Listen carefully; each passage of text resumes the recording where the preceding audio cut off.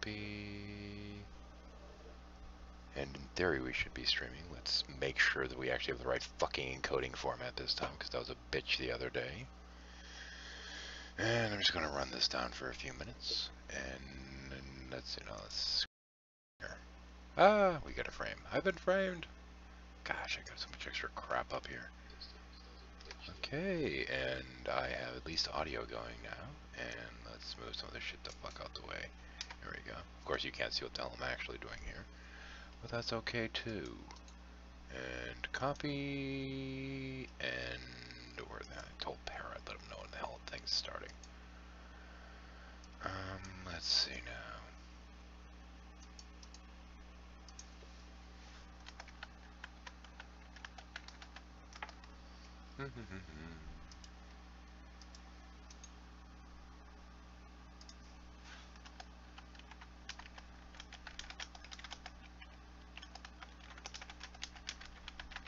Here we go. And we of course have nobody in queue. In theory, it should at least on the YouTube side. I'll have to get it set up on the G+ side in a moment here. But so far so good. It looks like we use the right encoding format this time, and that's certainly a good thing. Let's see, now do the Google share. Story time. Yay! And Facebook share. Come on, where are you? Story time. Story time, motherfuckers. There we go. And I get to spin my wheels for a couple minutes while I wait to figure out what's going on. Hey, Para, how's it going, man? Still spinning my wheels, waiting to see if we can get some folks to show up. I didn't do the pre-adbird thing because I wasn't exactly sure when Deeper was going to end. And at the same point, they get like 20, 30 people watching. So I'm like, yeah, I'll wait because half of my people are here fucking around anyway. But tonight's chapter 6. I actually... oh man, who was it that was with me yesterday when I actually finally went off air? Damn, I should have checked that. I think it was Simon or somebody. But yeah, we had fun yesterday. I did a little bit of lounge last night. At the very end of it, we had Mike Holiday, aka Mike the Monk, pop in. And he does almost all his shit offline, and I've had him in several hangouts that have been like, I'll be like, I'll have the on-air light on, and I'll mention the red button, and I'll be like, we're on the air, and this and that, and then later it's like, oh, you didn't tell me you were recording. Total fucking pain in the ass, that one. So yesterday with my old screen, which you guys know, that, yeah, the big red light in the corner that says live. Well, he was complaining that that wasn't enough, so just as a joke, I thought I'd put together something special for him in case he ever came into the hangout, so that he can't object claiming that he has no idea that we're live. I even made a little bit of an audio clip to go with it for the hell of it, so we just are for the being sake broadcast live. There we go. Just for the sake of amusing myself a little bit, I thought I'd fuck with this for a couple seconds. So yeah, I figure if he doesn't get the You are being recorded. Oh, there we go. I gotta pause every time the recording speaks. There we go. This way, it's not only has like blaring images in your face, but also has This is a live stream coming up periodically, because apparently actually sitting there and having a huge fucking live light isn't enough for some people, so I thought I'd have some Have fun. you noticed what it says on the fucking screen yet? There we go. Messages like that going in the background just to be as obnoxious as possible, just in case good old Mike the Monk ever decides. If you're blind and deaf, I should do semaphore to make sure you realize that you're being recorded. There we go. Just to give you the general idea. Anyway, but yeah, I got a huge fucking kick out of that, so I just had to make the joke of it before we actually get into anything interesting, because, yeah, fuck this shit. I do have to come up with another alt broadcast screen. I'll worry about that later, but for now, just fucking around with that for a couple minutes while I waste a little bit of time before it's spinning my tail for the night. It's chapter 6, of course. When we last left off, and I'm going to have to go through this again anyway, we had at least one dead cub amongst the very members of the Karzan that went on the last mission of our main characters. Miyako got himself good and whacked. I'm not going to be doing the voice acting thing. I do actually have some of them pre-recorded, but I don't have the female parts in there. I don't have Lorik's part, and Lorik talks a fuck ton. Which is funny, because when I was initially workshopping this a while ago, somebody made a big deal out of the fact that Lorik talks a lot. I'm like, yeah, you're right, he does. What's your point? that's kind of one of his character flaws, is he talks too fucking much. That was kind of the point. But considering he's the one that wants to become a pirate, never mind. But even then, the character doesn't get what a pirate is. He's thinking like, books, basically these crappy books that he got that, like Treasure Island and this kind of stuff. He has this fucked up notion of what they are. But that's not something that's been introduced into the story yet at this point. Just kind of fucking around, spinning my wheels for a couple more minutes, and then I'll see if I can get it going. Talks too much. Actually, Paris sounds more like me, quite frankly. He might get a little bit of that from me, but he has a bit of the exposition fairy thing going on there. But I think that's part of the charm of the character in a way, is that he thinks that he knows, the best way to deal with everything, and it's fun when it's shown that he doesn't. No, you don't always talk dirty, Parry. You just have a dirty mind. Okay, I'm going to sit for this for a couple more minutes, and my coffee it should about be cool enough to drink now. On the other hand, this might be the cup that I poured earlier that I forgot about. Let me warm this shit up. I will be right back. You folks in the chat, just entertain any newcomers if you can. I'll be right back.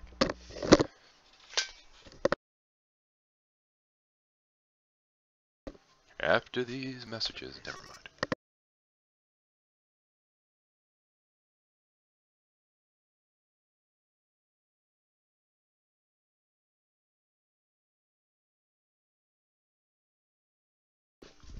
Okay, incidentally, Chapter 6 is kind of a wrap-up of the 5th chapter, as well as a segue to the next part of the story.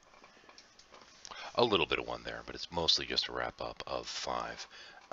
It's only 11 pages, and I'm thinking on some levels in hindsight, I probably should have just, after I was done with the prior chapter, should have just thrown this in at the end, because it is kind of, it's a little short.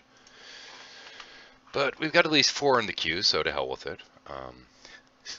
And we're back to the Rocky Horror references I see there in the chat. Antissa. Say it, say it, say it. Patient. Yeah. Okay. This should be good enough. And now... Oh, it'd be nice if I could see through these things. Heavy breather here, excuse me for that. But yeah.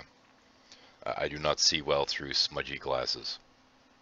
I don't wear them regularly enough to actually really deal with it, but man, that was bad. It was just like white screen in front of me. I'm like, okay, that's not right. I'm gonna have to see about getting proper glasses at some point. These aren't actually the right script, but they'll have to do for now.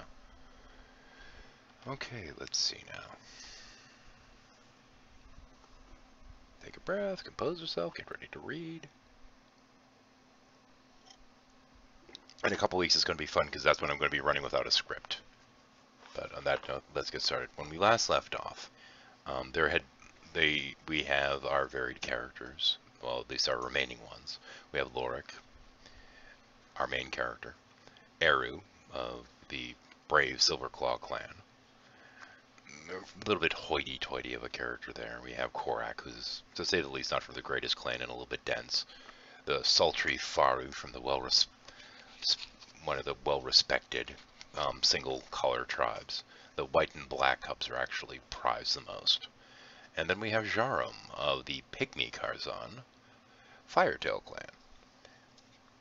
And over the course of their rite of passage, their last rite, while they were going off and doing that, they were in the middle of the rite. It was introduced by this massive creature essentially going through the woods and wiping out most of the different teams of cubs that were part of the competition, and then coming for the last of them. And this resulted in the death of Miyako. And at this point, after having felled the beast, they're collecting their thoughts. Yes, indeed, Korak's a little bit dense, but he has that kind of simple man's wisdom, you know. He's not necessarily stupid, he's just poorly educated. In any case, Chapter 6. I don't believe we actually killed a mature phalanx, Lorik said as he looked at the fallen beast. Defeating something like that makes you feel invincible, Eru said. Speak for yourself, Jarum said as she struggled to pull herself into a seated position. Both of her legs had been broken and mangled, both in the jaws of the beast. It hurt me too, Korak wheezed as Faru tended his wounds. Several of his ribs had been broken when he'd been flung into the tree, and he dislocated his left shoulder while hurling boulders. I don't want to hear any more complaining, Faru said mournfully. Just be thankful to be alive. That thing killed 18 cubs, including Miyako. My people tell stories about Phalanx coming to steal away our cubs that wander out too far, Korak said. But this isn't like the monsters in those stories. I think I can explain that, Lorik said uneasily, but I'd have to tell you a very old story first. Go ahead, Jarm said. I've nothing else to do at the moment. We demand spoils of war, one of the purple cubs said forcefully. You're kidding, Eru said. You two spent most of your time hiding. They served as a good distraction at critical moments during the battle, Lorik noted. I'll allow it. You'll allow it? One of the purple team cubs scoffed. All you did was talk at it. You weren't the great hero of this battle. You did less than the little one, and all she did was break spears in its mouth. Those were sleep-poisoned dart spears, Jarm said with a glare. It may not have been lethal, but it certainly slowed the creature's reaction speed. My weapons did little good against it, Faru said as she finally managed to ease Korak's shoulder back into joint with a sickening pop. The little spears didn't hurt it much, Korak said happily, but my special spear hurt it real good. The big rocks hurt it good too. Your spear sure did do some damage, Eru said with a playful twinkle in his eyes. Thanks for leaving it in the beast's shoulder for me like that. You're welcome, Korak said with a smile. Lorik knew the part he'd played in combat, but was unable to explain it. Somehow, when the creature had reached out to his mind, he'd been able to grab onto it and hold it tightly. It was a strange sensation, like grabbing a serpent while it attempted to squirm away. It's a well-known fact that many breeds of Phalanx have empathic, telepathic, or in some cases full psionic capabilities. However, they're also known for having a force of will greater than that of most sentient beings. Special talents are virtually unheard of within the Karazhan population. He never exhibited any signs of having any such abilities in the past, so far as he knew. There were several mystical forces which existed within Karalis, but Lorik had never studied any of them.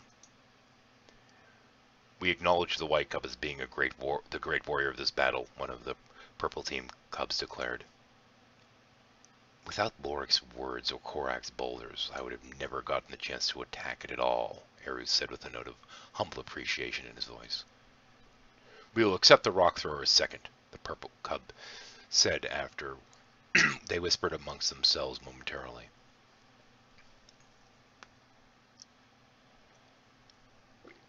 But we feel the one that only talked at it is unworthy. Then you're both fools, Faru hissed. Do you two care to battle the 5 of us for the right to choose a trophy? All I want is a tail, Lorik said with a shrug. They all regarded him with confusion.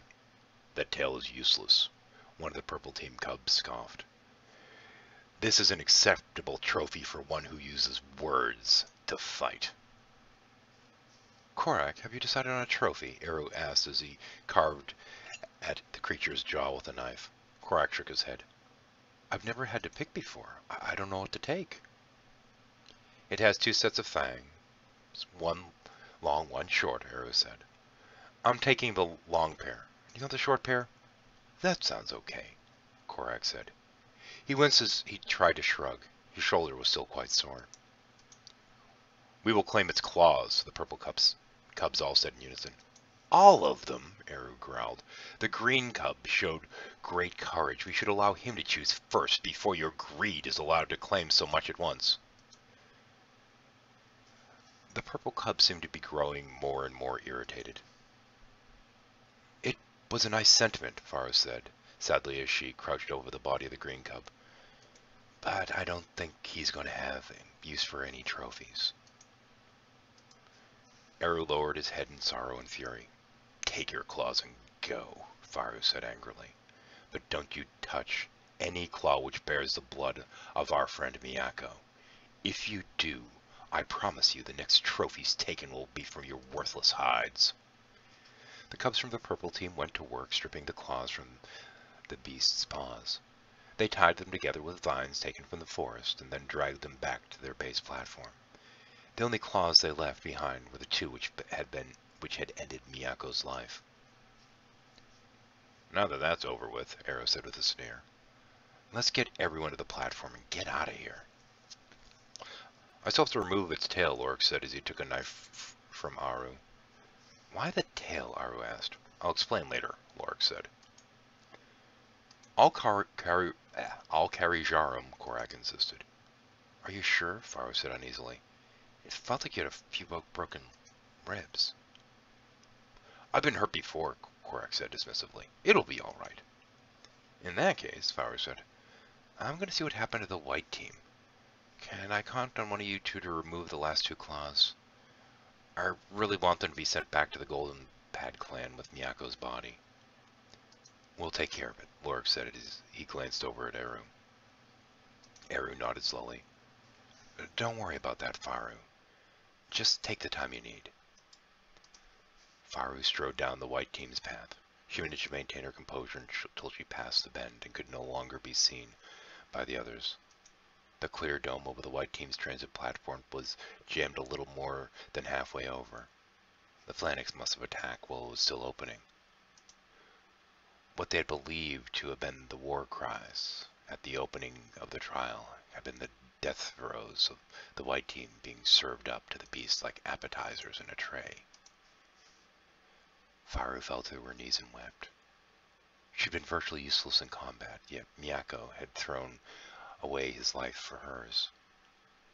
She was the offspring of the leaders of the Shadowfang clan, and as such had been treated like royalty. She'd been trained in the art of battle and participated in many hunts, but she'd never been allowed to enter combat in any situation which could have resulted in injury.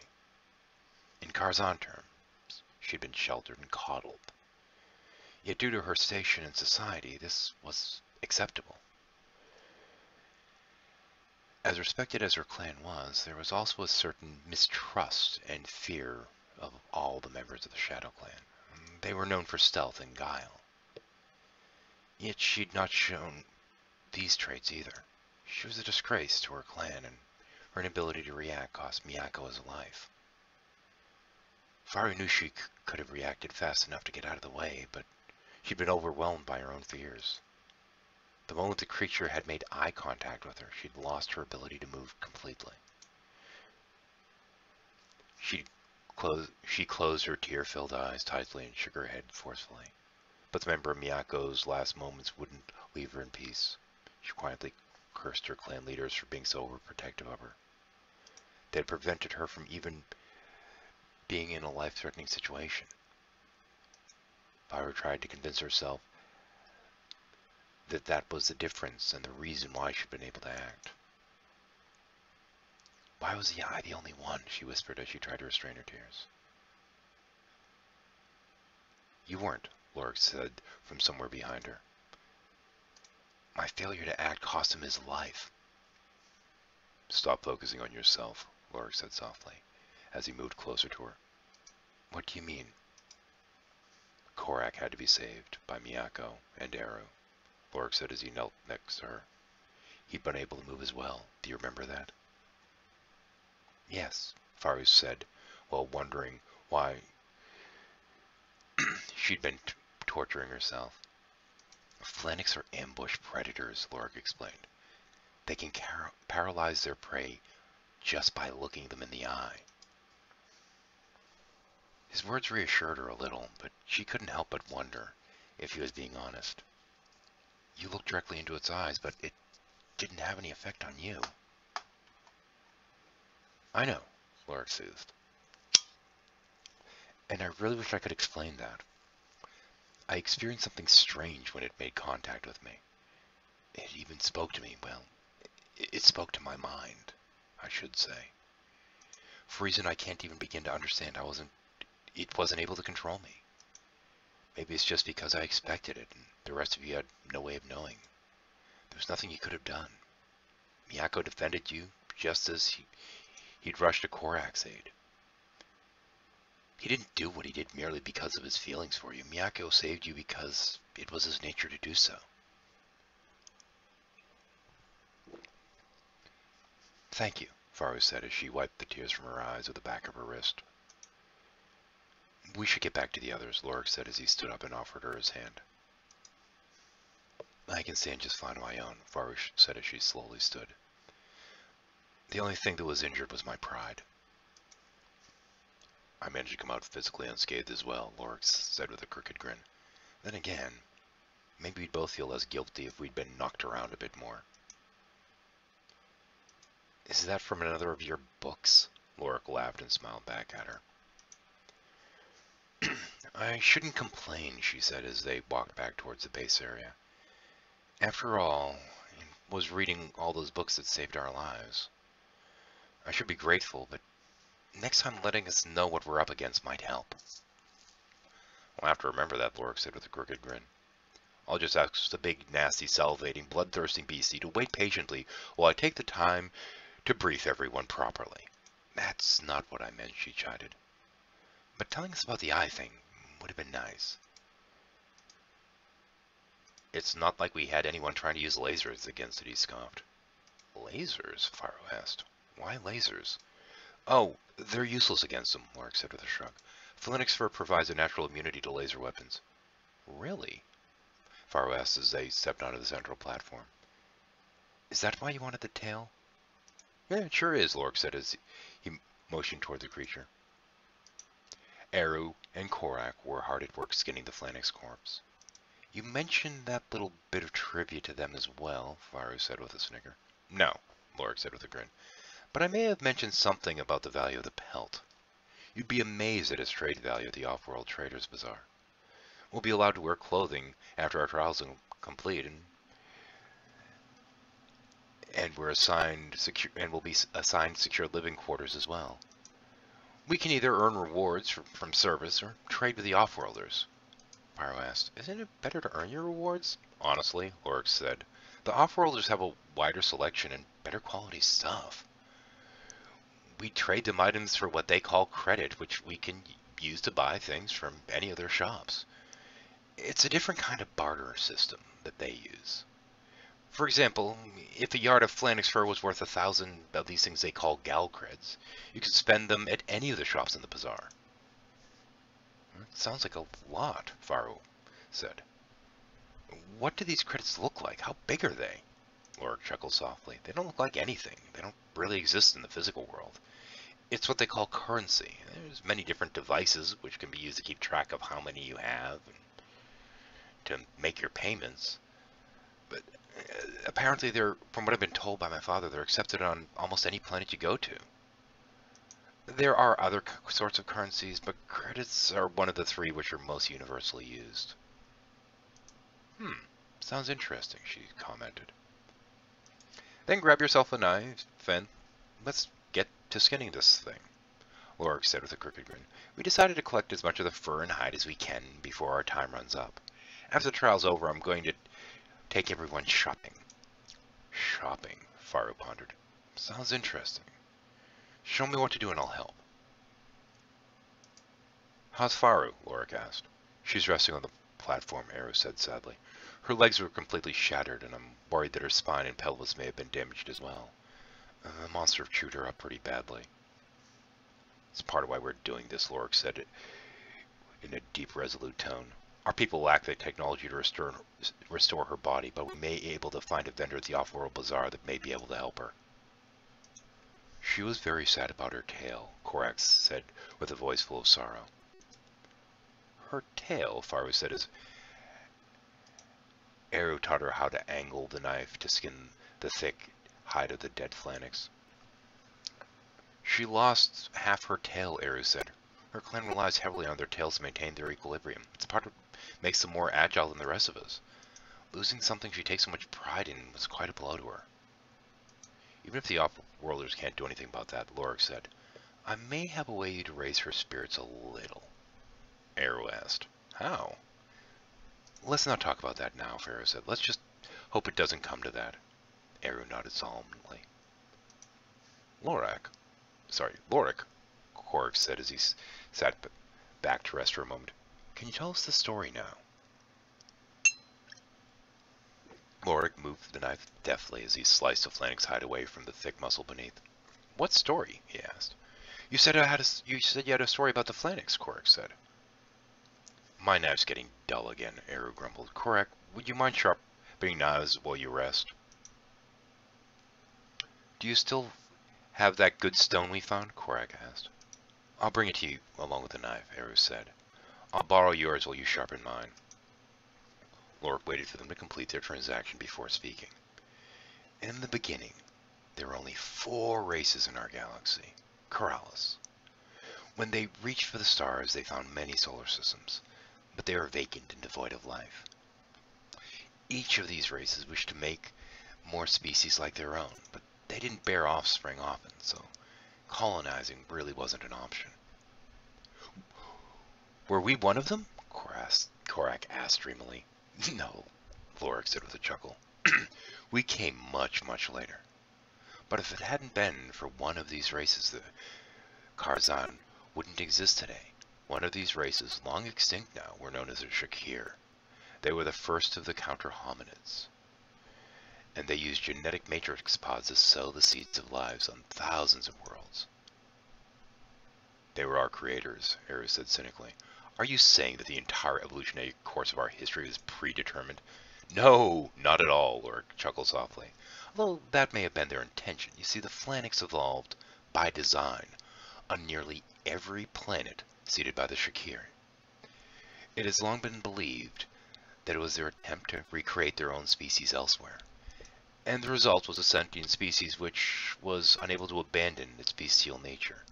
Instead of developing to become the world builders their creators had desired, the phalanx evolved to become the most feared predators in all of Corrales.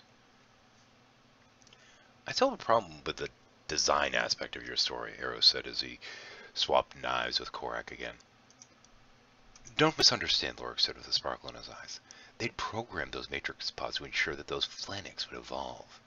Yet not once has one ever reached the form of sentience which their creators intended. Their attempts at designing what they seemed to think was the perfect race failed every time. In the end, nature always won out, and a different race would become the world builders. Sometimes the phalanx never appeared at all, but when they did, each breed of them were distinct based upon the world they were born into. It's an interesting story, Faru said. But what does it really have to do with our situation? We colonized this world, Lorik said. The evolution of the plants and animals on this planet wasn't guided by any of those ancient races. Phalanx are only found on planets which were seeded by the Shakir, unless someone brings them there. I don't know who or why, but someone brought this thing here. They released it into a contained area where it wouldn't be able to escape. It's also a female which recently had a litter. I don't like where you're going with this, Eru said uncomfortably. I don't like it either, Lorik said with a scowl. But the fact remains, it shouldn't be here. If someone is breeding them here, I'm sure they'll be very upset that we killed the mother. Be careful to avoid the area below the ribs, Eru said. The last thing we need is something this big dumping its intestines on us. There was a slight tremor in his tone as Quark asked, Do you really think someone put it here? I'd welcome any other explanation, Lorik said with a deep sigh. A feel of gloom hung in the air as they worked to skin as much of the phalanx hide as they safely could. They made several trips back and forth to the transit platform. The fur was stacked carefully to make sure the dome would be able to close and to balance out the weight as evenly as possible. At the end of the designated hour, a tone sounded signaling the end of the trial. They worked together to finish removing the sections of hide which they were working on, then carried them back to the platform. After everyone and everything was in position, they took their seats. The glass canopy closed around them and the transit pod slowly raised into the air. Its movement seemed a little sluggish due to the added weight. After the transit platform finally reached its proper elevation, the small display console rose from the floor and the electronics voice began to speak. Trial 3 completed, the electronics voice said as they all tried to gather around it. Team Azure were the victors of Trial 3. All hail the victorious dead, Eru scoffed. White Team scored in second place, the electronic voice continued. This is idiotic, Faru said angrily. All other teams were disqualified for weapon use, the voice said. Point total for Orange Team is 0. Total points for the team trial is 30 of 50. The individual stage will be starting shortly. The maximum points attainable in the individual stage is 50. Final player scores for this stage are as follows. Eru, Silverclaw, 30 points. Miyako, Golden Pad, 30 points. Jarum, Firetail, 30 points. Faru, Shadowfang, 20 points. Lorik, Starchaser, 20 points. Korak, Bone Ripper, 15 points. The Cubs were far from pleased by the results, and protested angrily as the platform sped to their next destination. Lorik knew they were going the wrong way, but opted to remain silent as the others celebrated their small victory. And that's it for Chapter 6. And let's see now. Take a quick look over here. What do we have on comments? G plus link when done. Last year for my circles fixed. Okay, all kinds of weird shit. Anyway, doesn't look like we have much for commentary. I hope you all enjoyed today's chapter, and next week we'll do Chapter 7. Chapter 7, they arrived at the mysterious destination, and we managed to find out what the hell this thing was doing on a planet it simply doesn't belong on. So, on that note, next chapter, once again, Conspiracy and the Inquisition, the trial. And, yeah, hope to see you next Friday. And let's cut this thing short. Here we go. Okay, let's see if people are still there. Give me 1 second on this. Wait a minute. I'm seeing people complaining here. Is this a bad place to leave off or something? Is this like complaints about leaving at this point, or, you know, should I just say to hell with it and keep going a little bit, try to open the next chapter and see how long I can manage?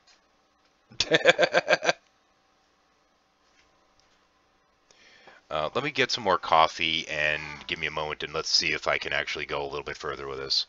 Because, you know, don't necessarily need the complaints. Of course, we had 2 people run off, but I don't know. We'll see. Give me a minute.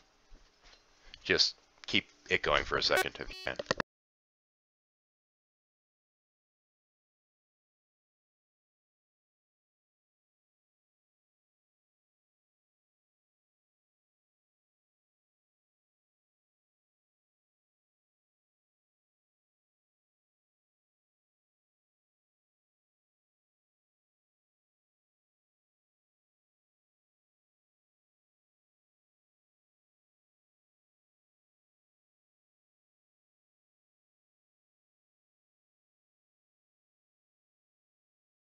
I mean, I like cliffhangers and all, but I don't want to necessarily torture people, and that's kind of the question here, you know. I mean, if it really comes down to that, you know, I don't want to just be torturing poor folks here. So if you want, I can jump to 7 and see if I can get through part of that at least. Let's see now. Why the hell not? I didn't expect to hear the no kind of thing. Where did I put it here? Junk bin. There we go. Funny that I actually have these in my junk bin. Not that that necessarily means much these days. My junk bin is immense. Okay, Chapter 7 is an additional 16 pages. I guess to hell with it. I hope the folks that did leave that listen came back and noticed that I ended up putting it back on the air. The live dot is not read. There's never a live dot on this one. Oh, the live dot down below. Press the button, Heavy. Press the button. If it's not saying live, press the button. Push a red button. There we go. Let me type it in. Push red button then. Okay. I'll waste a couple more minutes here. Yeah, then it fell behind. Yeah, somebody noted. Stan already let him know, but yeah. Hit the button, it'll go back live. It'll move you back into the present. You're trapped in the past, Heavy Holler. You are trapped in the past. It's a horrible state to be. Okay. Well, what the hell? I've got the audience here, and people seem to want me to keep going, so fuck it, I will. Everybody ready for more?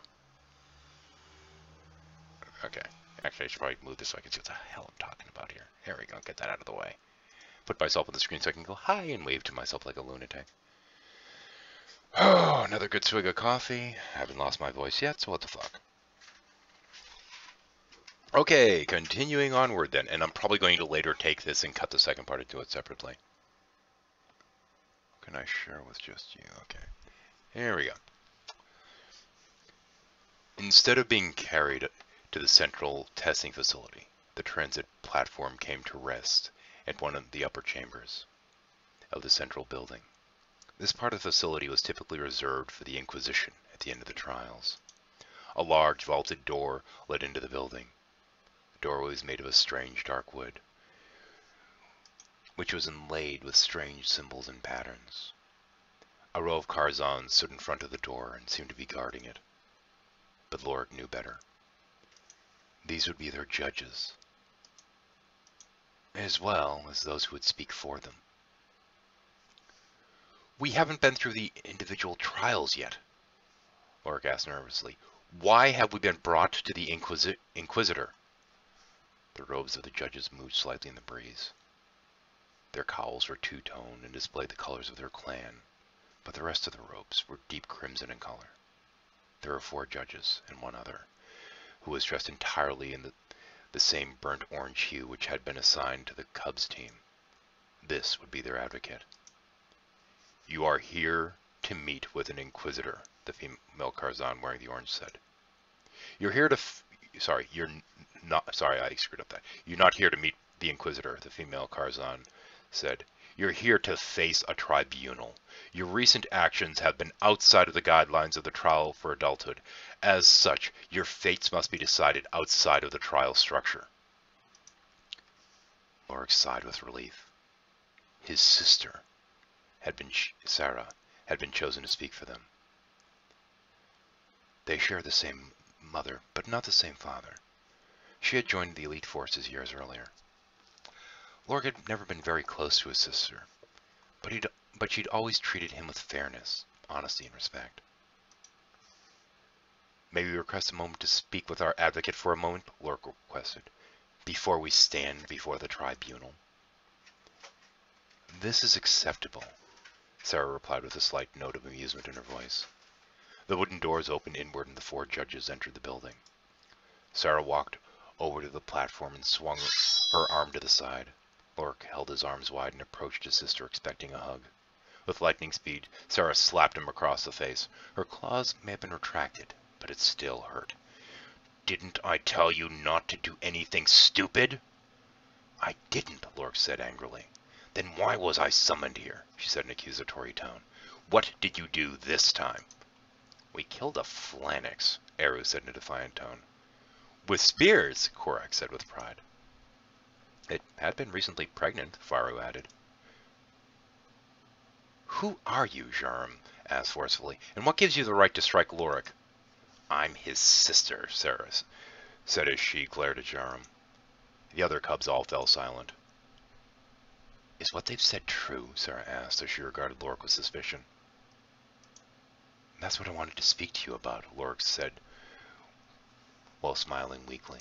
I need to ask you a favor. What kind of favor?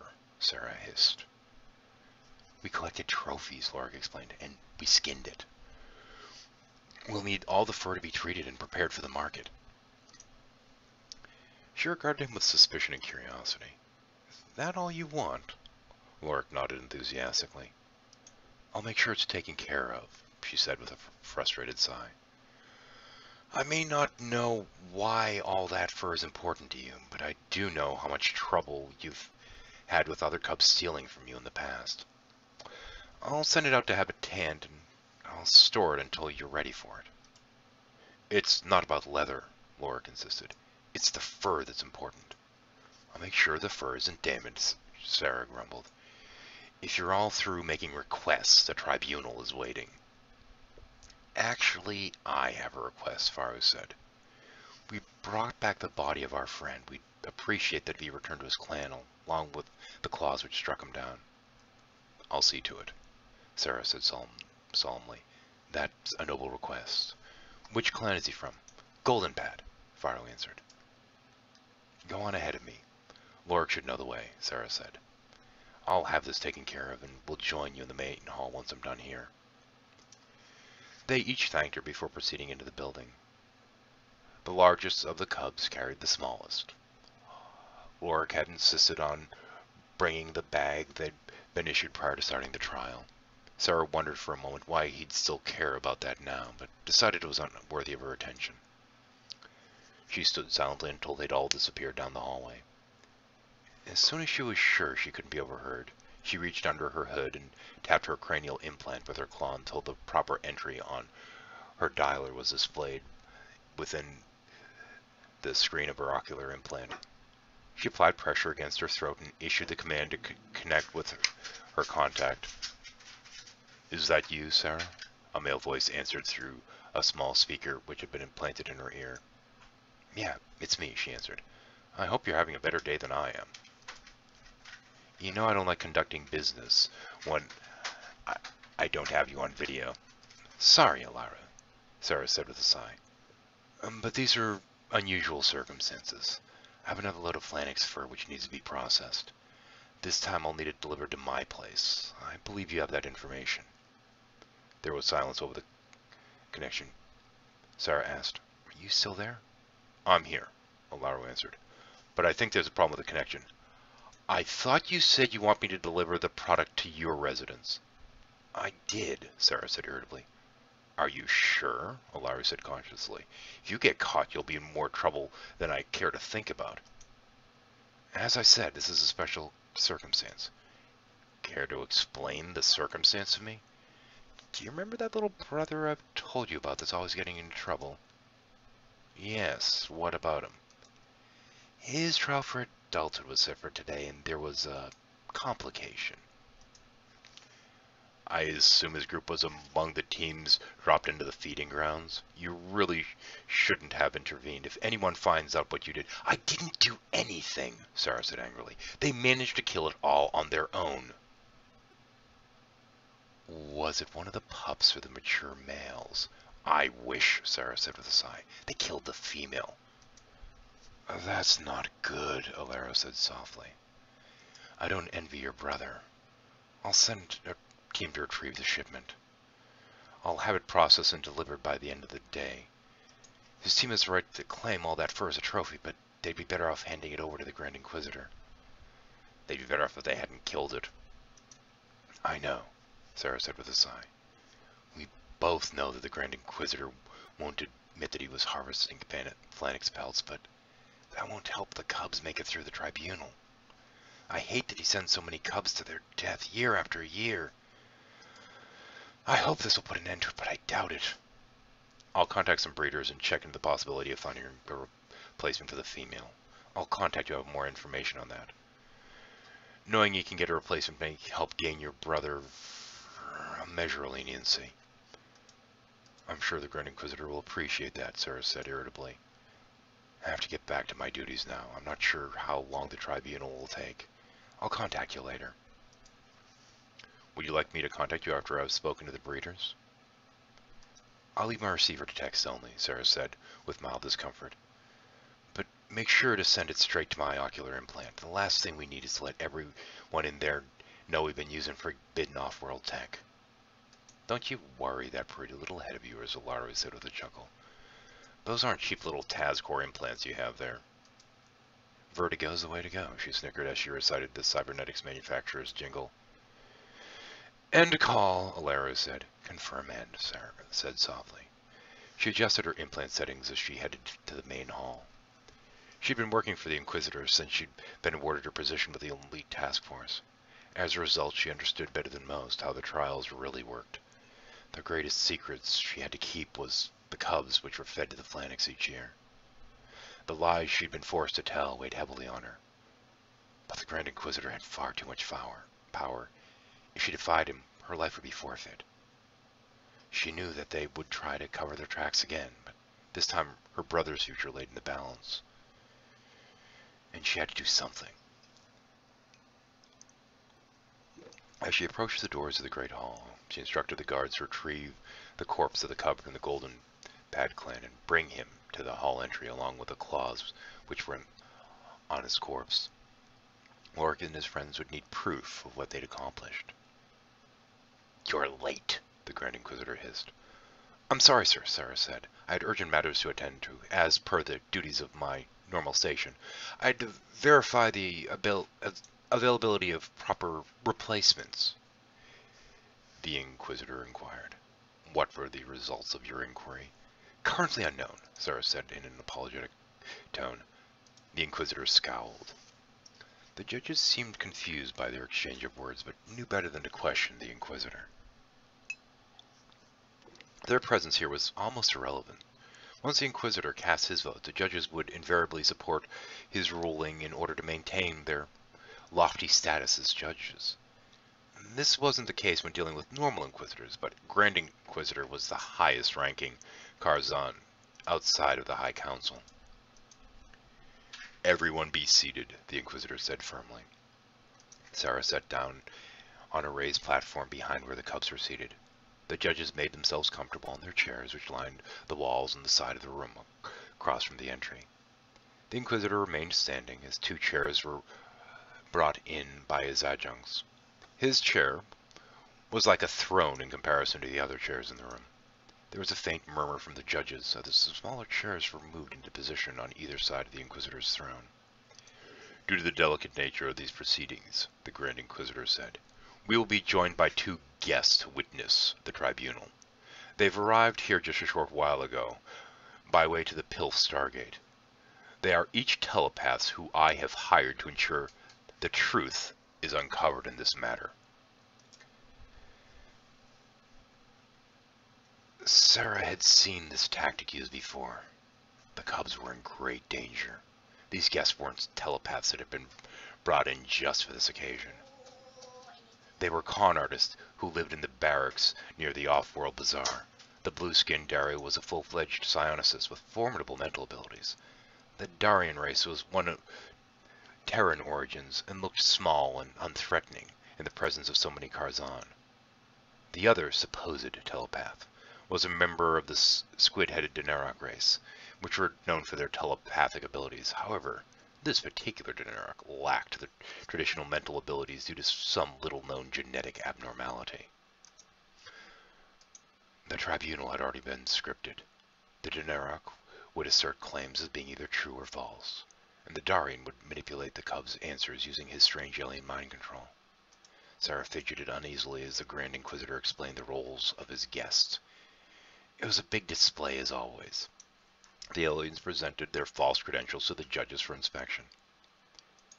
I'm a corporate telepath from TazCore Megacorp, the Darian explained. I've been asked to sit in on the proceedings here.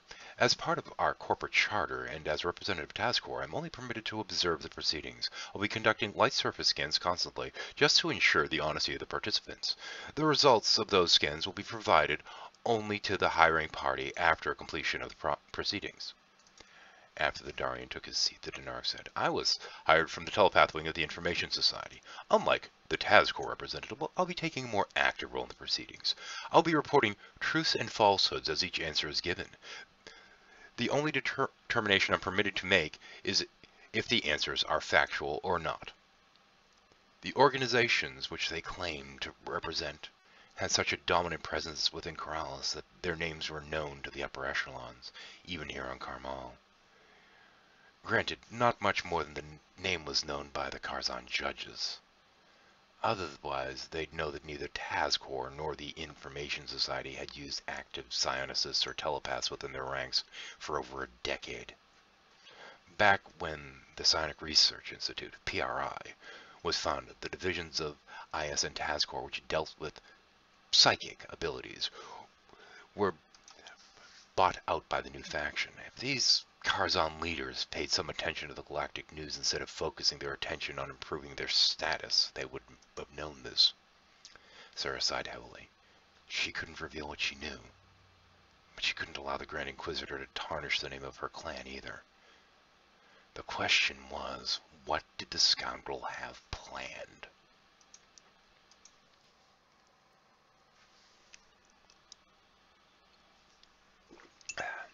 After everyone had taken their places, the Grand Inquisitor's elaborate ruse began.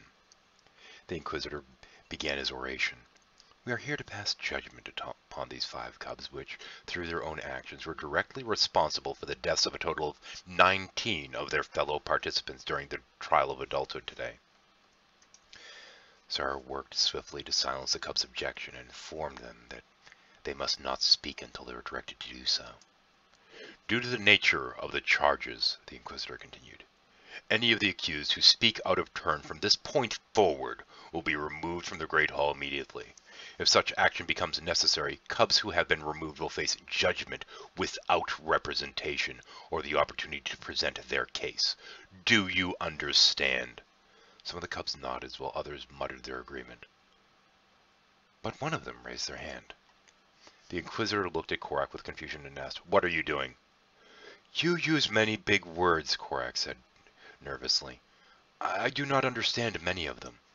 The Inquisitor glanced at the Denarok, who looked at the Darian, who in turn dropped his head ever so slightly. "Truth," the Denarok said. Sarah looked over at the judges, but none of them seemed to have noticed the exchange. "Let me explain it simply then," the Grand Inquisitor said. "If you speak at any time when I have not told you to speak, you will be removed from this room. If I have you removed from this room, you will not have a trial."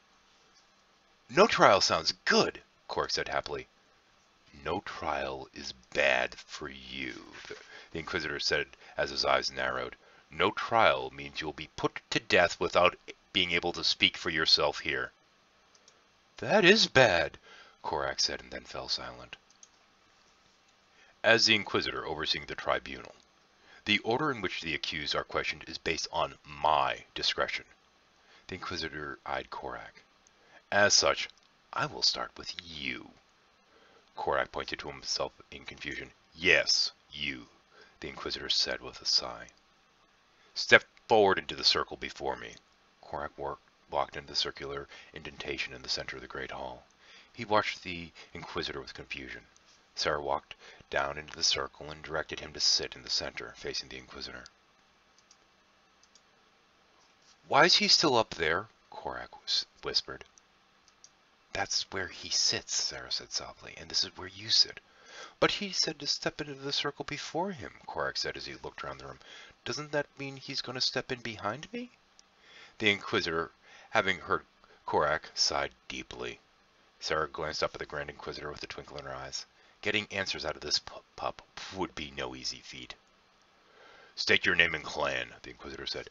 "I am Korak of the Bone Ripper clan," he answered with pride. "True," said the false telepath. The Inquisitor asked, "Did you bring weapons into the field where the third trial was being held?" "Yes, but only when we were attacked," Korak said nervously. "False," said the Denarok. "Wait," Korak pled. "After we made our first capture, I did move them. I didn't want the green cub to play with them, so I hid them in the woods. I didn't mean to say something wrong. I just forgot." Sarah watched the Inquisitor in hopes of discovering the signals he was using to direct the Denarok's replies. "Truth," the false telepath said after a moment's pause. "Where did these weapons come from?" the Inquisitor asked. "We made them," Korak said proudly. "True," said the Denarok. The Inquisitor asked, "Before or after the trial started?" "Before," Korak answered. "True," said the Denarok. Sarah felt bad for the poor simple-minded cub. He obviously had no idea where the Inquisitor was leading him. "So these weapons were made by the entire group?" the Inquisitor asked with a faint grin. "Yes," Korak said, but then countered himself swiftly. "Wait, Eru didn't help us. Well, he tried to offer advice on my spear, but the others said his advice was no good." "Truth," said the Denarok. "Would the cub named Arrow please stand?" the Inquisitor instructed. Arrow stood. "Korak, you may return to your seat," the Inquisitor said. "Arrow, please step into the circle." Arrow walked into the circle and sat in the center. They all watched until Korak had finally returned to his seat with the others. "State your name and clan affiliation," the Inquisitor said. "I am Eru, Silver Claw clan," Arrow said while studying the Inquisitor intently. "You offered advice while the weapons were being crafted," the Inquisitor commented. Asked, "Please explain the nature of that advice." "I suggested fortifying the wood on the sides of the weapon, which they'd built for Korak. I didn't believe it was sturdy enough for combat. I was right, Eru said pridefully. Truth, said the Daenarok.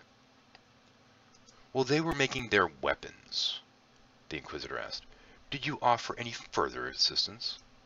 Eru took a moment to think before he replied, yes, I advised them not to make any weapons until we knew what the trial was. Truth, said the Daenarok. Can you ask him to only speak when an answer is false? Eru asked nervously. Listening to him saying truth over and over is a bit unnerving. The Inquisitor looked at him harshly before continuing. You indicated that you didn't know what the trial was. However, your entire team was hard at work arming themselves just prior to the start of the final round of testing. One of the members of your team brought weapons onto the field after you were notified that weapons would not be permitted. Is that correct? We had no choice, Eru began, was abruptly cut off by the Inquisitor. Answer the question that is being asked, the Inquisitor roared. No deviation will be permitted. Yes, Eru sneered. It is correct. Truth, said the Daenarok. Watch your tone, the Grand Inquisitor cautioned, or I'll have your teeth. Eru lowered his head and waited for the next question. Return to your seat, the Inquisitor said in disgust. Next, I would like the Tail Clan member to step forward. That's not possible, Jaram said swiftly. I was crippled during our battle with the Phalanx. Sarah noticed the Inquisitor's finger twitch slightly to the side. False, said the Daenarok. What do you mean false? Jaram said indignantly. I've been crippled. True, said the Daenarok. Jaram glared at the telepath as she said, and it happened while we were in combat with the Phalanx. False, said the Daenarok. Eru and Faru started to object but were silenced by Lorik. Sarah was glad to see her little brother seemed to have some understanding of the cruel game which the Grand Inquisitor was playing. If that creature wasn't a Phalanx, Jaram sneered, what was it? I will not be addressed in such a manner, the Grand Inquisitor said with a cruel grin. Excuse me, Sarah said urgently, but I believe her statement may have been directed at your guests. Speaking in such a manner to you would be incredibly foolish. As you may note, she has neither taken her place for the questioning, nor has she been properly introduced before you. The Inquisitor's eyes narrowed to mere slits, and his finger twitched forward and back slightly. True, said the Daenarok. Sarah smiled at the fury within the Inquisitor's eyes. There could still be hope. That last twitch of his finger didn't seem to be intentional. I will allow the prior remarks the cub from the Tail Clan to stand, the Grand Inquisitor said with an overemphasized reluctance in his voice. However, her testimony will be entered will be entered into official record. State your name and clan so it may be noted properly. I am Jaram of the Firetail clan, Jaram said in a calm, unyielding tone. We will now move on to, the Inquisitor began to motion toward Lorik. Lorik had a strange crooked grin on his face, and his ears were drawn back as if he were ready to pounce. His piercing gaze seemed to rest about a foot behind the Darian's head. The alien sat silent and unblinking. Sarah had expected the Darian to use his abilities to control the minds of one of the cubs, but had hoped it wouldn't be her brother. Did the Inquisitor know that they were related? Was he testing her loyalty? Or was this all some unfortunate coincidence? Surely the Grand Inquisitor could have arranged for her kin to be dropped into the Phalanx hunting grounds. Had he arranged things in order to ensure the death of her little brother, whose ideas had been called dangerous years before? Didn't like that, did you? Lorik whispered as his grin broadened and his tail flicked from side to side. Sarah regarded her brother with confusion and wondered what had just transpired between her and the Darian psionicist. You, the Inquisitor said as he pointed to the black-furred cub. Faru stood and walked to the center of the circle and sat before the Inquisitor. I am Faru, the Shadowfang clan, she said before being asked. Very well, the Grand Inquisitor said. What prompted you to make weapons and use them against your own kind? We didn't use them against our own people, Faru objected. False, said the Daenarok. Your telepath is incorrect, Faru said. False, said the Daenarok. Answer the first part of the question, the Inquisitor said with a strange eagerness in his voice. After completing the first trial, Faru said cautiously, We examined the grounds for the first trial. The conclusion we reached was that the third trial was to be some kind of creature hunt. Truth, said the Daenerys. The Inquisitor asked. Is it your testimony that the weapons which were made were anticipation for what you expected to be a hunt during the final stage? Yes, Pharaoh answered. Truth, said the Daenerys. The Inquisitor tilted his head slightly and regarded her with suspicion. I understand that your team collected poison darts during the first trial. Under the first trial. Under the pretense that they could be useful later. Thus it would certainly appear that at least one member of your group expected a combat trial. I wasn't involved in the collection, Farah said cautiously. However, there was no expectation of battle at that time. We merely wished to be prepared for any possibility that could arise.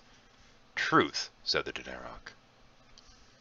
Why? The Inquisitor asked. When the trial started, did you choose to use these weapons against the other competitors? I see the objection in your eyes already, but upon inspection we found no traces of the creatures which your companions claim to have fought. I should also note that Flaniks are not indigenous to this world, making it impossible for you to have entered into battle with such a creature. There must be some mistake, Pharaoh insisted. We all saw the Flaniks. We risked our lives combating it. It made Jarum and killed Miyako. False, said the Daenerys. An indicator flashed on Sierra's optical implant. She surreptitiously tapped the side of her head to view the message. It was from Alaru. But all he had written to her was, we have a big problem. Excuse me, Sarah interrupted. The Inquisitor looked at her with annoyance. If I may, Sarah said nervously, I'd like to request a brief recess from the tribunal. There seems to be a matter of great confusion, and I would like to send a survey craft to verify that no such creature exists at the trial location. That area has already been inspected under my direct authority, the Inquisitor scoffed. With all due respect, Sarah said, I'd not be doing my duty as an advocate of the accused if I didn't verify your findings. The Inquisitor grinned broadly. I will grant your request. We will all meet back here in 30 minutes. I encourage everyone to take this time to visit the banquet area and make the best use of this time. For those of you that are the accused, this may be your last meal. So eat well.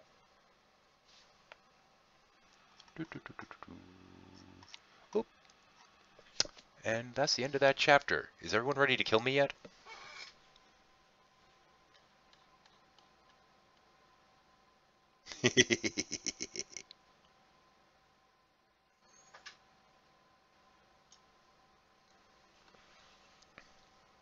And of course, that there is the long pause of me waiting for the stream to catch up with what I'm saying.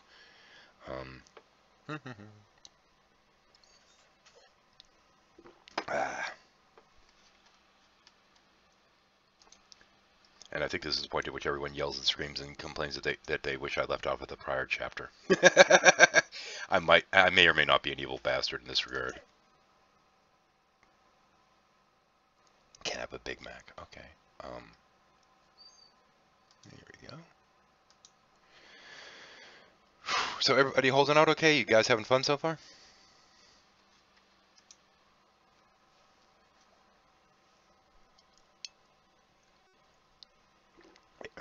The crap part is sitting there waiting a couple moments for the response. Don't go anywhere.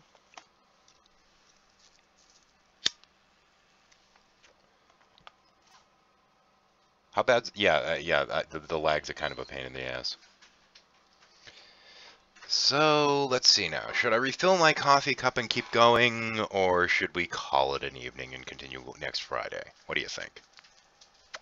And I have the feeling that if we decide on next Friday, there are going to be people trying to murder me. Granted, 2 people just did head out, so I don't know.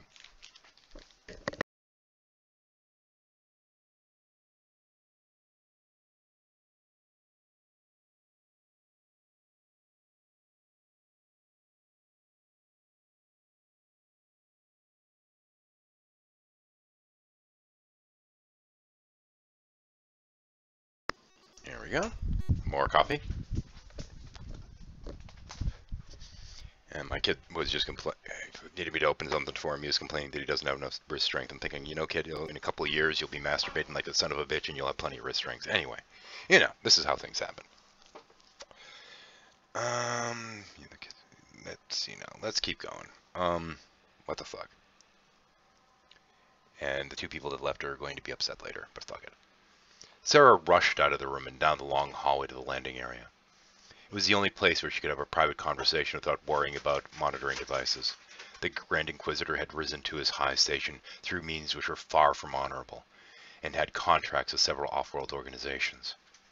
She looked out over the testing grounds, far below, and tried to compose herself before contacting Alaru. "We need to talk," Lorik said from behind her. "You saw the hide we collected. You know what we thought. What's really going on in that room? Why are we being set up?" "There is only a small, select group which I'm permitted to discuss such things with," she said as she reviewed her options. "If one of my conversations happened to be overheard, that would be a different matter. However, if the contents of one such conversation were revealed, I would be put in great danger. It's a really tricky situation." "I suppose it would be," Lorik said with both interest and confusion.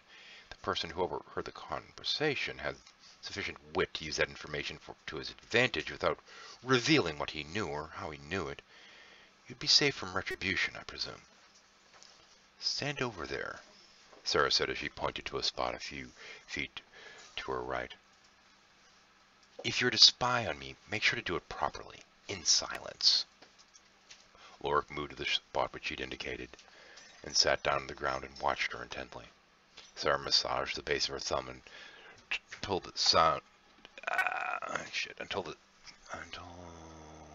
I fucked up in that sentence. Keep in mind this is first draft theater, not last draft theater.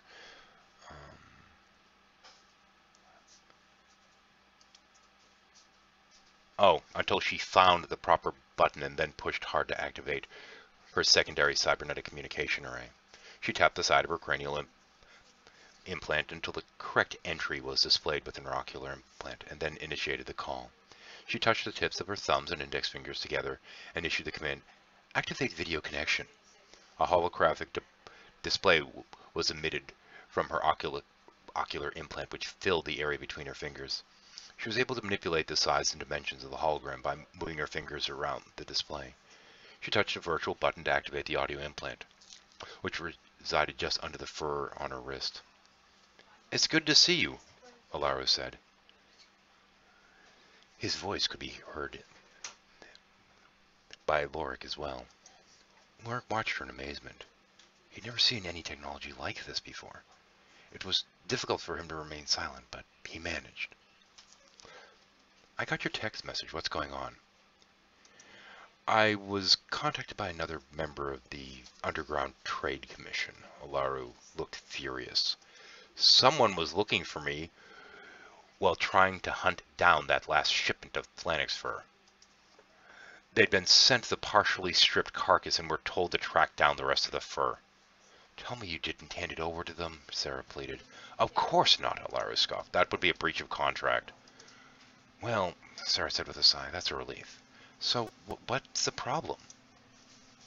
"Do you remember that contact who helped make the arrangements to have your vertigo implants installed?" "Only vaguely," she admitted. "It was a green-haired Terran. I don't remember the girl's name." "No," Alaru said.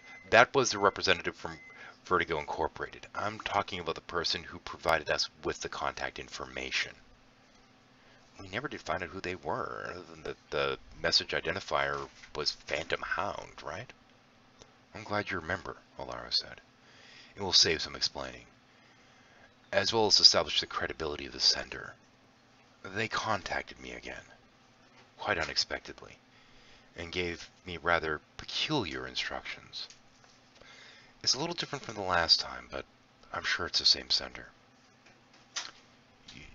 "You're contacting me, so I assume this message is for me?" "Actually, no, but I've been follow his directions exactly." "Just like last time," Sarah said with a slight chuckle. Alaru cleared his throat before speaking. Phantom Hound has requested that I deliver a message from the future captain of the pirate ship Karami. Please pause to make sure that Baron Deloric is present. Oh, sorry, I wasn't supposed to read that part, Alaro recited as he continued to read. Baron Deloric, Sarah asked. Who's that? Disregard that, please, Alaro said apologetically. Let me finish reading the script. Does he mean me? Deloric said nervously. That's not my name. I've always wanted to be a pirate, but you know.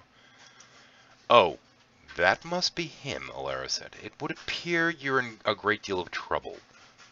I prefer not to interfere in the lives of those who I've not yet met. He continued reading. I find that I must intervene at this time, but don't worry, my interference will be minor. Sarah laughed. Are you trying to tell me that my little brother is going to grow up to be pirate nobility? I'm not telling you anything, Alaro said. I'm just following the directions as they were given to me.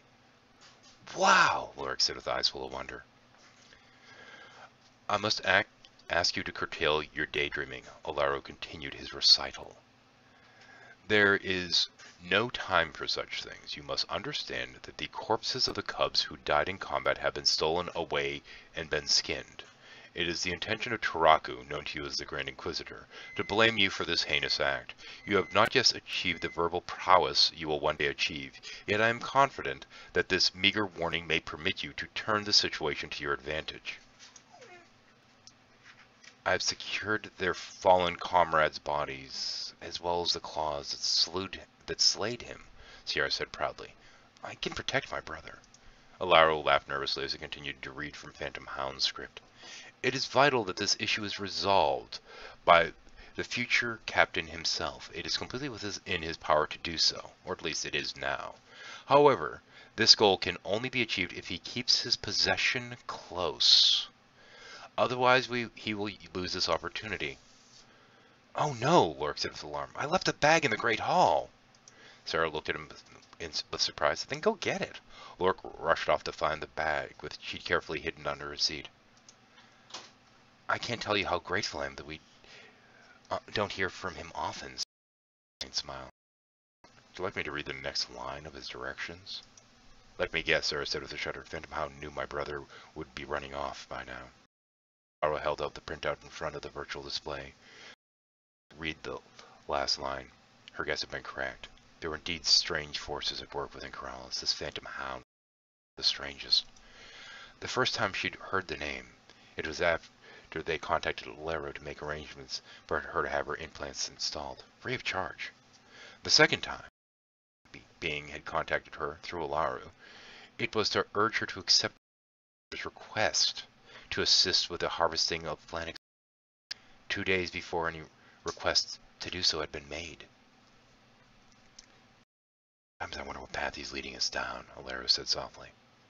What makes you think they're man? I don't know, Alaro said with a playful smile. But our language does lack a gender-neutral pronoun. Sarah shook her head and rolled her eyes. Disconnect call. Sarah deactivated her implants and headed to the banquet hall in hopes of quieting her troubled stomach as well as her troubled nerves. The cubs sat close to one another as they ate. They were whispering amongst themselves as Loric sat on one of the larger cushions which were arranged around the feasting table. How did Ari whispered. Is the Inquisitor behind the Flanix being imported? Quiet, Loric said as he picked through the tray. We'll have a plan. It's over. Everything will work out in the end. Jaram watched him for a moment before asking, how can you be so sure? Moment of revelation, Loric said with a playful smile. His companions watched him with obvious suspicion and cynicism as they finished their meals. The annoying false telepath is clearly being used to manipulate the tribunal, Loric said calmly between bites. What to do is turn that to our advantage. For some reason, the existence of the Flanix is being suppressed. We need to play off that. We did expect the final trial to be a monster hunt. Instead of remaining resolute in our statements that it existed, we may be able to redirect the situation by... Eru said with a wild look in his eyes. Deadly serious, Loric saw. Insisted it must have been a group hallucination caused by the food we ate during the second stage of the trial. It provides a way for this to be resolved without the Grand Inquisitor having to dispose of us for his own. Faro asked. Do you really think this will work? Don't worry. I have a few tricks in store for the Inquisitor to make sure it does. A sly grin crept across. Just do as I've asked, and I'll take care of the rest. Midguard entered the room and announced that it was time for the tribunal to resume. Don't forget your bag, Sarah said softly as she passed by the cubs. Lorik was met with looks of curiosity and confusion as he held the pouch which he was gripping tightly. The walk back to the Great Hall seemed much further than before. Lorik did his best to carry himself with confidence, but in actuality, he was terrified. If his ploy didn't work, his head wouldn't be the only one on the block. He also wondered about the importance of the bag. He cut off the very tip of the planet, having everything shipped off to be processed, and he'd shoved it in the bag. He'd intended to have it modified into an extension for Charm's severed tail. He tried to stay focused, yet he had so many questions. Who was this person known as Phantom Hound? Why did Sister have such advanced technology at her disposal? Could he truly be destined to become some pirate captain? Shake off the whirlwind of thoughts within his head as he entered the Great Hall. The judges, the alleged telepaths, were already seated. Sarah and the cubs took their places before the tribunal. We will now resume, the Grand Inquisitor said. Faru, of the Shadowfang clan, please return into the circle. Eru stood. May I speak? Eru asked. You may not, the Inquisitor said with disdain. Eru sat down as Faru returned and sat as directed by the Inquisitor. His testimony was shown to be false, the Inquisitor said, and you've attempted to discredit a well-respected Information Society telepath in an attempt to lies. I hadn't lied intentionally, Faru objected. May I explain? The Inquisitor stared at her and said nothing. I believe we can explain what transpired, Faru said urgently. I believe the toxins which must have worn off. The meal you provided may have helped with this. Your statement intrigues me, the Inquisitor said. During the second trial, I was involved in hunting for food. We scrounged what we could. However, without knowing what our prey had eaten, we couldn't know if there were toxic chemicals present within the small animal. While discussing this possibility during the break, we developed a theory that the meat may have been tainted by some kind of hallucinogenic plant which they'd eaten. That's an interesting theory, the Inquisitor said. You may return to your seat at this time. Eru of the Silverclaw clan, please step forward. Thank you, Eru said as he stood and moved into the circle. Naturally, the Inquisitor said as he studied Eru, the telepath is unable to comment on the theory which has been presented. Conjecture, by its very nature, is neither true nor false. It's currently my belief that you adopted this strategy in an attempt to misdirect this tribunal. Since there is no way to test the food which was consumed during the second trial, proving your case will be difficult. Are you confident that you can defend this stance? I can't be sure, Eru said as he shifted easily. However, it is the only reasonable explanation for what we all experienced. Conjecture, said the Daenarok. The Inquisitor glanced at the Daenarok before continuing. Do you expect us to believe that you each had the same hallucination? Can you explain to us how 6 cubs all had the same experience under the effects of these mysterious proposed toxins? Eru fidgeted as he attempted to formulate a reasonable answer, but in the end he admitted, No, I cannot. Truth, said the Daenarok. You expect us to believe you, the Grand Inquisitor roared, yet even you can't explain how such a thing happened. Was this conclusion truly yours, or have you been pressured into agreeing with the others? It's already been established that you were not directly involved in weapon construction, which may be worthy of some consideration. Think carefully before you answer the next question. What would inspire 6 cubs to all believe that they were fighting the same creature, a creature which doesn't even exist on our world? Eru stammered while trying to answer. Well, the Inquisitor demanded, do you even have an answer? I just don't No, Eris said meekly. True, said the Daenerys. And the damn dog's whining like a son of a bitch. Let me just let the little pain in the ass out. I'll be right back, sorry.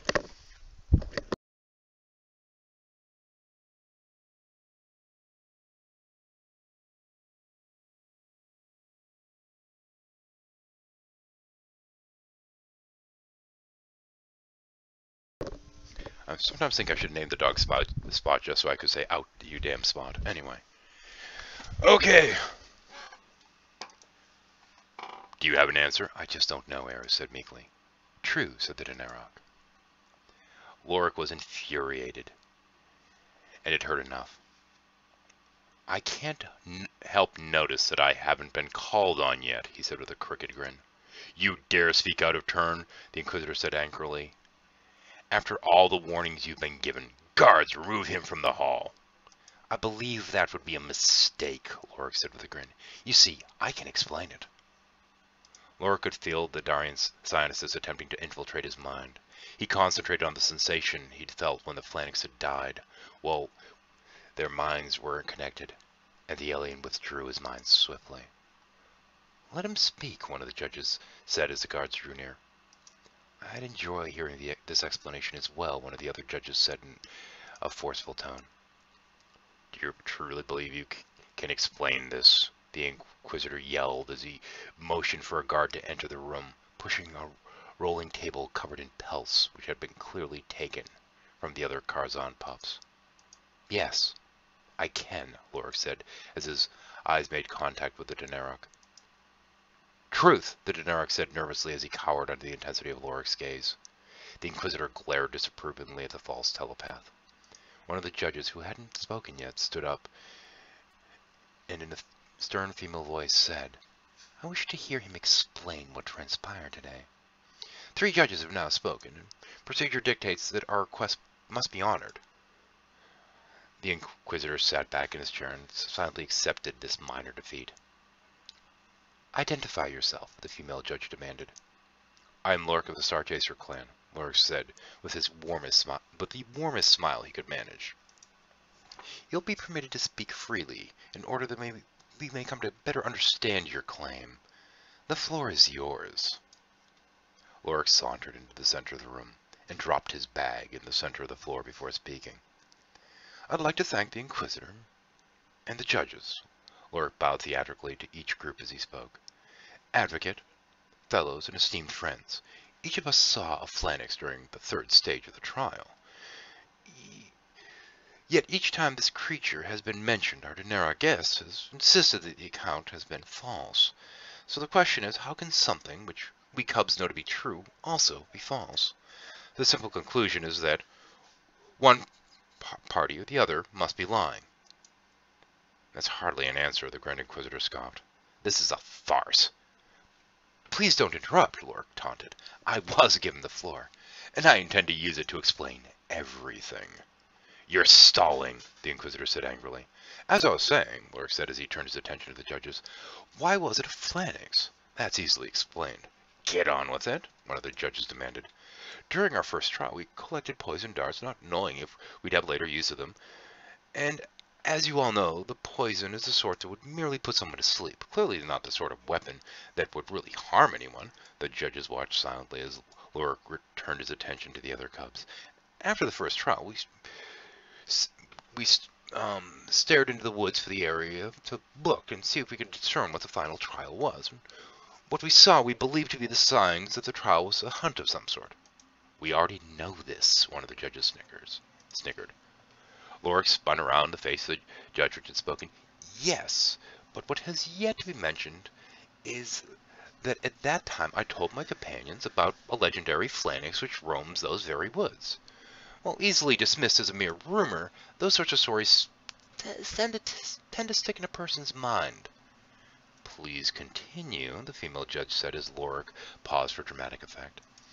So onward, we proceeded to our second trial, Lorik continued, during which we hunted for food, which we now believe may have caused this group hallucination. We ate while in transit to the 3rd trial, which would explain why it didn't affect us till then. This is a waste of time, the Grand Inquisitor insisted. Oh, I still have the floor, Lorik said, as if he were scolding a belligerent child. It's already been established that we made weapons in anticipation of a hunt. My companion, Korak, already gave testimony that he moved the weapons because he didn't want anyone playing with them. What wasn't mentioned is that there was an argument about the relocation of the weapons. Both Eru and Jerem objected to his actions, but relented and allowed him to hide them anyway. Hatred showed on the Inquisitor's face, but he said nothing. Lorak winked at him as he moved back to the center of the room. My companion Jerem believed that she saw something and leapt into the center of the arena where we were all struggling to overcome the other teams. She called out to us and said that something was coming to attack us. Our drugged and panicked minds could have latched onto any horrific delusion, but the phalanx, which I had mentioned earlier, was already there in our minds. Lorik picked up the bag and held it firmly as he turned his attention back to the Inquisitor. So we then killed and skinned what we perceived to be that very phalanx. The Grand Inquisitor glared at Lorik, then moved his finger to the side. False, said the Daenarok. Are you sure that's the answer you want him to give? You could just as easily have moved your finger forward, directing him to answer truth. Lorik whispered very loudly. I'm trying to help you here. You really should reconsider that. The Inquisitor leapt out of his chair, but Lorik managed to evade his attack. Your pet telepath is correct, Lorik said with a sneer as he tried to keep his distance from the enraged Inquisitor. I was lying. What we fought was Taraku's pet phalanx. The rumbling objection of the judges sounded throughout the room. And this, Lorik said as he plunged his hand into the bag he'd been holding, is the tip of its tail. Lorik withdrew the severed length of tail and held it up so the judges could see it. More lies, the Inquisitor screeched with rage as he pounced at Lorik again. Sarah charged into the fray to protect Lorik. You've lost, she hissed at the Grand Inquisitor. He even offered you a way out of this mess. You're the one responsible for the deaths of those cubs. Outside of this chamber, I have the corpses of their fallen friends as well as the claws of the very phalanx he was killed by. Release my brother from those teeth of yours or I'll kill you here and now. Lorik gasped for breath as the Inquisitor opened his mouth, releasing the pressure from his throat. Grand Inquisitor Taraku, the female judge said with a strange calmness. From this time forward, you are without rank within our society. You will be imprisoned until your sentence is determined. The cubs who you accused of your own crimes will be released immediately. Lorik watched the former Inquisitor with a smug grin. Sarah of the Star Chaser clan, the judge continued. Why did you not come forward with this information earlier? Lorik laughed, then asked, would you have believed her? The judge fell silent. What about our scores? Eru said with a note of desperation in his voice. Will we be able to finish our trials? We will ensure that each of you enters the individual trials with 50 points, one of the other judges said. You have done a great service to the people in revealing the deceptions of Taraku. You will all be sent to the individual testing area as soon as a shuttle can be arranged. Sarah objected, but some of them are injured. The young Firetail clan member will be unable to be placed due to her injuries, the female judge said softly. Who would accept a cripple within our society? I would, Eru said forcefully. Have her tested for a position as communication officer or tactician. My goal is a command position, and I would value her highly as a member of my crew. We will permit her to test, one of the judges said. But you must be granted that command in order for us to grant your request. And that's the end of that. And at this point, no more to read. I will actually have to make some notes and actually write some crap to be prepared for the next chapter, which I'm going to have to do pre-form without a script. So, yeah, for next week, wish me luck. And on that note, I am calling it, and I will catch you all later. Have a good night, and thanks for watching. And this went longer than I usually go. Holy crap. Fuck it.